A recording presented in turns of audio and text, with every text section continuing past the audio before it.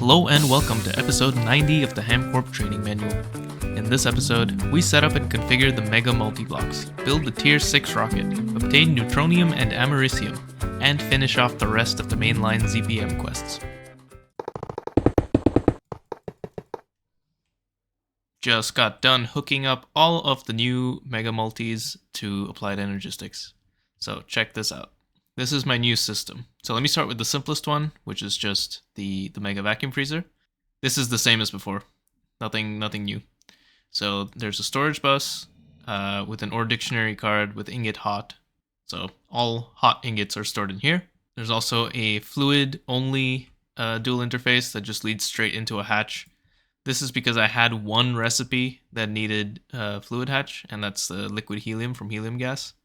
So whatever. I can do fluids in here too. Bit more complicated is the Mega Blast Furnace. So here, I didn't mention by the way, but these are basically wirelessly connected so that I'm minimizing my spaghetti when I expand this to have a billion input buses. But yeah, and same thing here. So I have my wireless connector, goes here. The red line is my main net. The white line is my EBF handling subnet, I guess we can call it. So on my main net, I have a bunch of dual interfaces. They've all been kind of optimized to use all 256 parallels if possible. And each of these, on the other side of this block, I guess I can just break this to show you, is an input bus.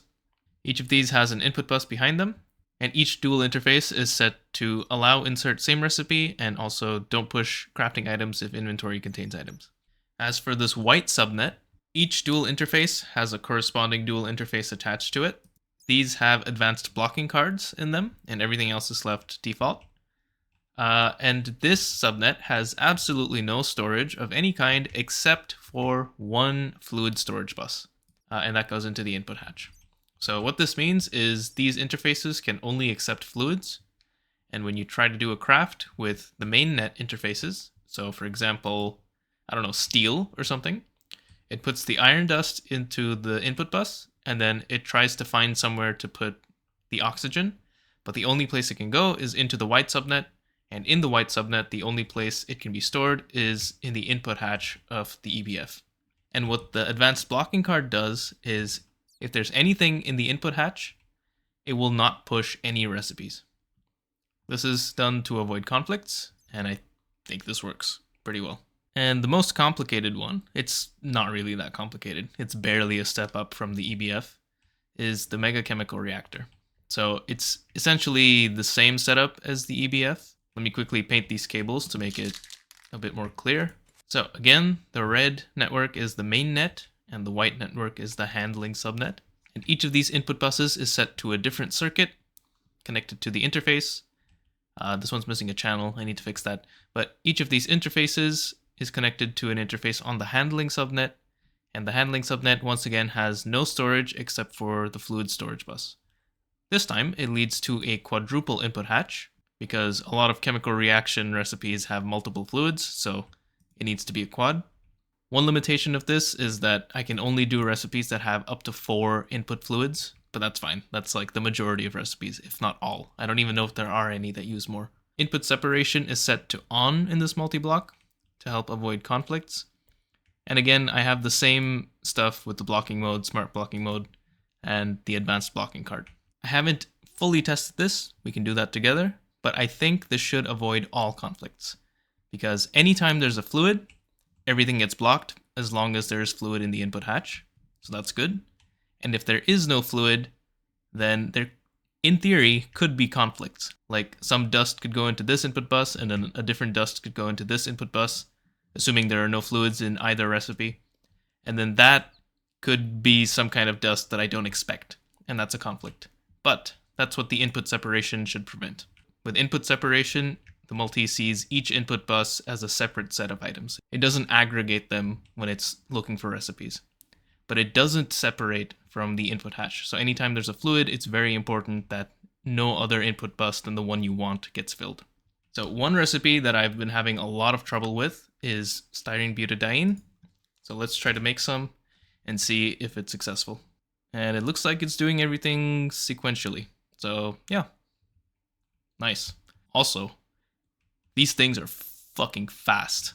Like, want to see me make 4,000 stainless steel? 256 ingots in 0.9 seconds. Uses a lot of energy though, obviously. But that's pretty good. That's pretty good. Very happy with this. Now my goal for today is to make the tier 6 rocket, and hopefully these new multis will make that happen a lot faster. First of all, I need to make 13 heavy duty plate tier 6. This is not too bad. It's an implosion recipe with a fucking shitload of TNT, but that's not surprising. Using heavy duty alloy ingot tier 6. This uses heavy duty plates tier 5, compressed lead Oriharicon plates, and titanium bolts. Also Indaloy 140, but that's free. Titanium, fusion, tier 5 plates, we got those. Compressed lead Oriharicon plates, these need to be made in a UV assembler, which normally would be an issue. But remember that, I think just last episode, I made this thing. The large scale auto assembler. And this runs at UV, because it has 2 ZPM energy hatches. So I'm not going to fully automate these tier 6 ingots, but I will make the 130 compressed plates that I need by hand, just for now. These are just made of compressed Oriharicon and lead plates and some coolant, so that's not too bad. It's pretty easy. Now to finish off the rocket, honestly, nothing new. Just a bunch of parts we've seen before.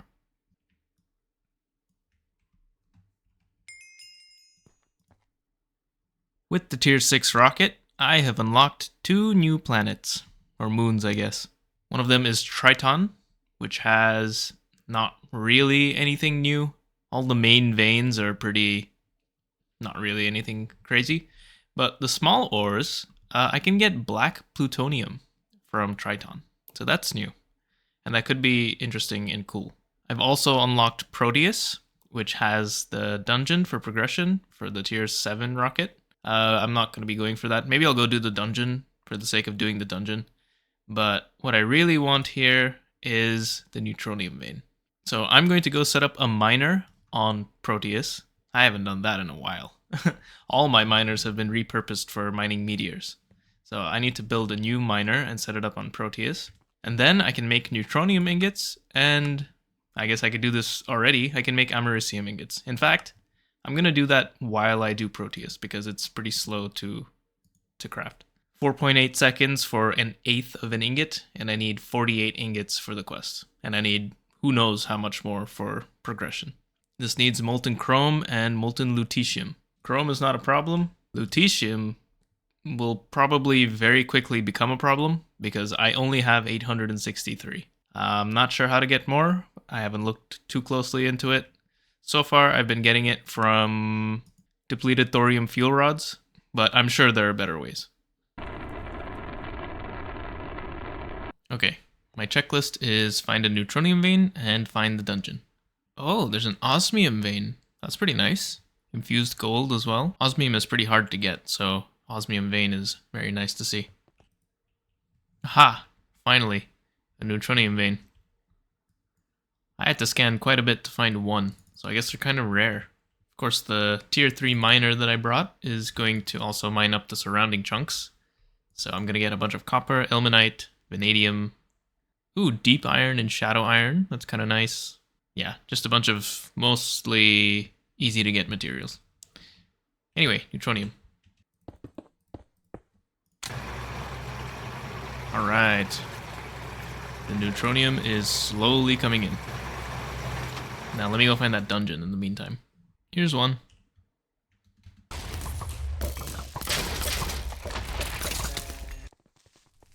Oh, here's the boss. An evolved slime.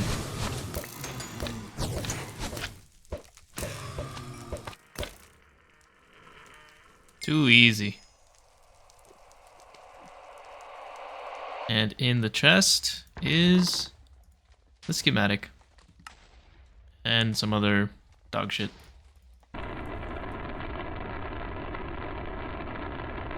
Ooh, I get a UV loot bag from this. Obviously, I'm going to wait to enchant this, but let's see what this could give me. Seems pretty nice. Some nice stuff here. Neutronium ingots would be good. Yeah, there's a lot of cool stuff. Now, this is where my rocket journey ends for now. We'll come back to tier 7 rocket later on when I actually need it.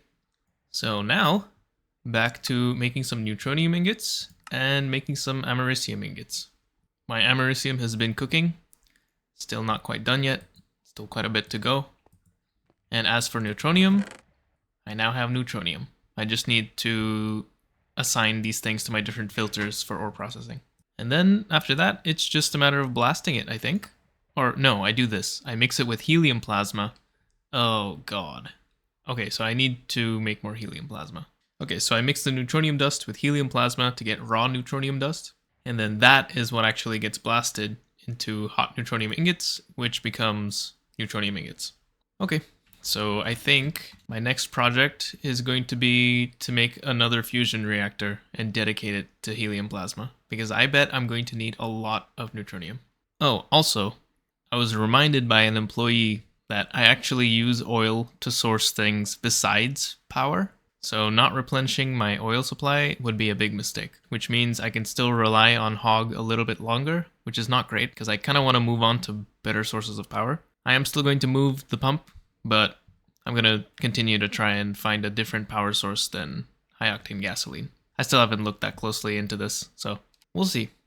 By the way, I don't think I showed this, but I built a little nature reserve, like I promised. We even have Skinny Bill, just to add a little bit of green to this black hellscape. Now I've gathered up a bunch of materials for another fusion computer. This is going to be pretty much exclusively for making helium plasma, and it's basically just going to be dedicated. And I've also looked into a little bit of how to generate power. I have 3 options, and I think I will be going through all of them, but I put it to vote in the HamCorp Discord to see which one to do first, and I will be doing the large Naquata reactor. I haven't looked at how this works, but it looks like I'm going to need molten Naquata, cryothium, and also high energy liquids, which I'm not sure what that means, but I guess it's these things. So I could either do the nuclear based fuels, so thorium, uranium, plutonium, or I could do the Naquata based fuels, and I think I'm going to do these. So there's the Mark 1, Mark 2, Mark 3, 4, 5, and 6. I think I can make up to Mark 2 at the moment, but 3 and beyond need another machine, the Naquata fuel refinery, which I cannot make yet. After the Naquata reactor, there's also plasma. So I will be making helium plasma already, so I think any excess helium plasma that I make, I can send over here. So it's basically just burning plasma to make EU. Alternatively, I can also send the helium plasma into an extreme heat exchanger, and that will make dense supercritical steam. But I don't know how much more infrastructure this is, and I also don't know if this is better than just straight burning it. I imagine it is. But yeah, there's a little bit of math I need to do here to figure things out. Also with the turbine quality, yeah, there's a lot. And finally, the third form of power generation. We're going back to nuclear, back to fission, and I will make the core. This thing is very powerful. I'm going to put it in a vacuum nuke, I think. Probably, maybe not. Haven't decided. But this thing makes a lot of energy. It also costs quite a bit of tungsten steel to get going. And also tiberium, which I don't know how to source, but I think there's a meteor for it. Yes, there is a meteor for tiberium. So that's nice. So those are my 3 options. Naquata, which I'm going to do first. Helium plasma second. And finally, the core. That's going to be quite a bit of power generation. So I think I need to upgrade my supercapacitor significantly. We'll talk more about that later. For now, I'm just chilling. Waiting for my helium plasma, waiting for my americium. Just chilling.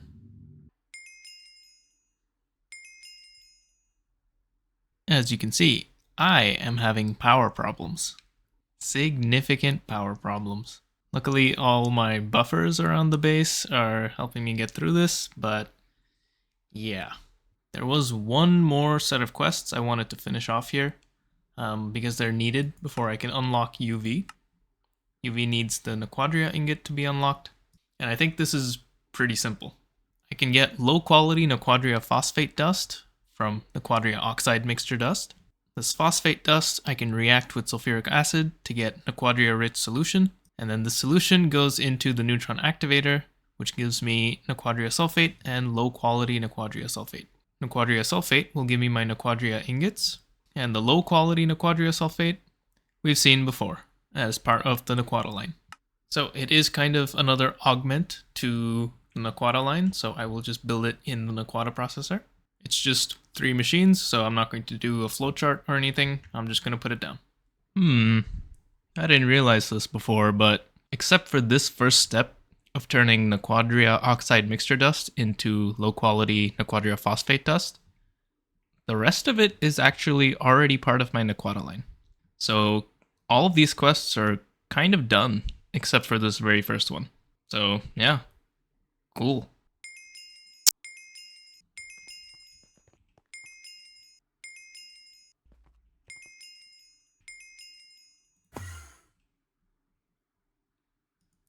And here we are. UV, ultimate voltage. 524,288 EU per tick. And I can already tell this is going to be very painful because I need 4x naquadra alloy wires and UV machine casings are made out of osmium. Oof. Well, luckily for me, I don't have to deal with that yet. For now, I need to deal with my power situation. So that's what we'll handle starting next episode. Thank you for watching this episode of the HamCorp Training Manual. In the next episode, we will investigate naquadra-based fuel and set up some posters around the base designed by Kripacki, a HamCorp employee in the internal morale department. HamCorp would like to let employees know that these posters are available in the HamCorp Discord and the Motivational Posters channel if you'd like to get a sneak peek. See you next time.